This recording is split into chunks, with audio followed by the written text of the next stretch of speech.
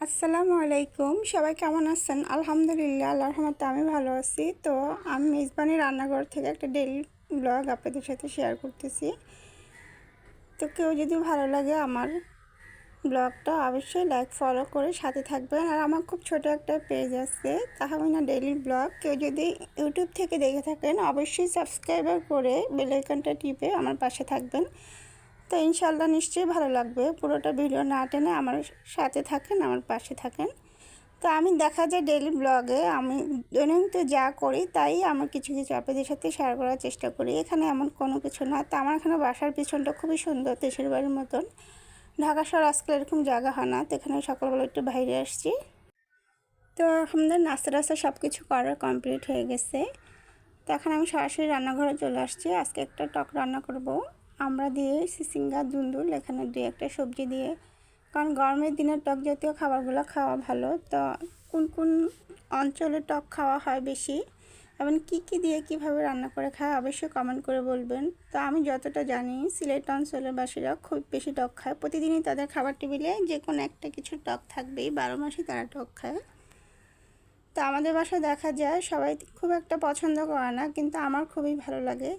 তো বাইরে যেহেতু প্রচুর, মাথা দিয়ে দেখা যায় মুগ ডাল মুড়ি ঘন্ট করলে খুব একটা ভালো লাগে। লাগে না তা না, সেটাও লাগে, কিন্তু সেটা সবসময় ভালো লাগে না। এখন যেহেতু বাইরে প্রচুর গরম, তো এইভাবে টক রান্না করলে এবং সেটাতে অল্প মশলা, আপনার কিন্তু মশলাটা বেশি লাগেনি। আমি এখানে জাস্ট রসুন বাটা, হলুদের গুঁড়া, মরিচের গুঁড়া আর এক্সট্রা কোনো মশলা দিইনি। হালকা মশলা দিয়ে ঝোল ঝোল করে টকটা রান্না করব। তো আমার মাছটা হয়ে গেছে, এখন আমি সবজিটা দিয়ে দিছি। সবজির সাথে অবশ্যই আমড়াটা দিয়ে দিছি, কারণ আমড়াটা একদম ভালো করে সিদ্ধ হবে। আর ভালো করে সিদ্ধ হলে টক বেরিয়ে পড়বে, তখন আপনার এটা খাওয়ার সময় খুবই সফট লাগবে, খুবই মজা লাগবে। তো আমি এখানে এটা ঝোল ঝোল রাখবো যেহেতু এটা টক। তো এখানে আমি অবশ্যই গরম পানি দিয়েছি। গরম পানি দেওয়ার চেষ্টা করবেন। গরম পানিটা দিলে দেখা যাবে আপনার খাবারের টেস্টটা নষ্ট হবে না।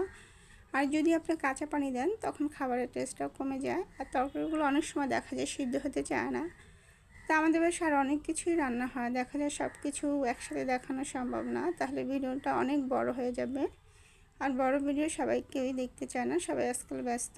তো আমাদের রান্না বান্না সব কিছু করা কমপ্লিট, গোসল করা, নামাজ পড়া। তো এখন দুপুর 3টা বাজে, তাই ভাত খেতে চলে আসলাম। বোম্বা মরিচ, এটা আমার সামনে যেটা বোম্বা মরিচটা কে চিনেন? তো গরমের দিনে দেখা যায় এরকম একটু বোম্বা মরিচ সাথে মেখে নেবেন, খুবই ভালো লাগতো। দেশের বাড়িতে, আমার নানুর বাড়িতে দেখা গেছে এরকম বোম্বা মরিচ থাকতো, তাদের সামনে গাছ ছিল, অনেক মরিচ দিত। তখন ভাবতাম এগুলো কি, এত ঝাল এবং এত সুন্দর স্মেল ছিল। এখন তো ওই ধরনের মরিচগুলো পাওয়াই যায় না। আর টক দিয়ে ভাত খেলে একজনের কথা খুবই মনে পড়ে যে আমার নানুর টক তরকারি খুবই পছন্দ করতো। আসলে মানুষ থাকে না, কিন্তু মানুষের কথা, স্মৃতি, সেগুলো সবসময় রয়ে যায়। যে কোনো মানুষ যখন আপনার খুব কাছের মানুষ আপনাদেরকে ছেড়ে চলে যাবে, তখন তার যে কাজগুলো, তো সেই কাজগুলোর ভিতরে আপনি যদি সেই কাজটা করেন, একবার হলো তার কথা বেশি করে মনে পড়বে। তা আজকে নানুর কথাটা খুবই মনে পড়লো। নানু টক পছন্দ করে। আবার আমাদের বাগানে আপনার সুপারি গাছ দেখছেন, সেগুলো আমার নানু লাগিয়েছে। নানু নাই, বাট নানুর স্মৃতিগুলো সব রয়েই গেছে। তো অবশ্যই জীবনে চলার পথে ভালো কোনো কিছু করা উচিত সবার, যেন আজীবন সবার মনে থেকে যায় মানুষকে। তো আসলে কাছের মানুষকে কখনোই ভোলা সম্ভব নয়, একমাত্র যখন সেও দুনিয়া থেকে চলে যাবে তার সাথে, তখনই সে চলে যাবে মন থেকে মোছা, এছাড়া কখনোই সম্ভব না। তো সবাই আমার নানুর জন্য দোয়া রাখবেন, নানুকে যেন জান্নাতুল ফেরদৌস নসিব করে। তো আমাদের দুপুরে খাওয়া দাওয়া কমপ্লিট হয়ে গেছিলো, একটু শুয়েছিলাম।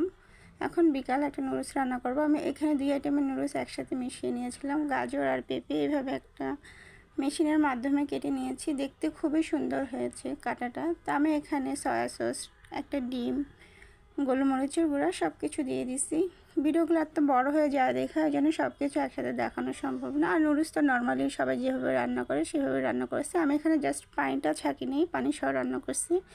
মাঝে মাঝে এভাবে রান্না করলেও ভালো লাগে, সবসময় তো একরকম করে ভালো লাগে না। তো আজকে আমার ভিডিওটা যদি অবশ্যই ভালো লাগে, আর আমার কোনো ভুল ত্রুটি হলে অবশ্যই কমেন্ট করে বলবেন, আমি সেগুলো সংশোধন করার চেষ্টা করব এবং আপনাদের পাশে নিয়ে সামনে আগাতে চাই। অবশ্যই আমার পাশে থাকবেন, আমাকে ভালোবাসা দিবেন, আমাকে সাপোর্ট করবেন। আপনাদের সাপোর্ট, ভালোবাসায় হয়তো আমি সামনে আগাতে পারবো।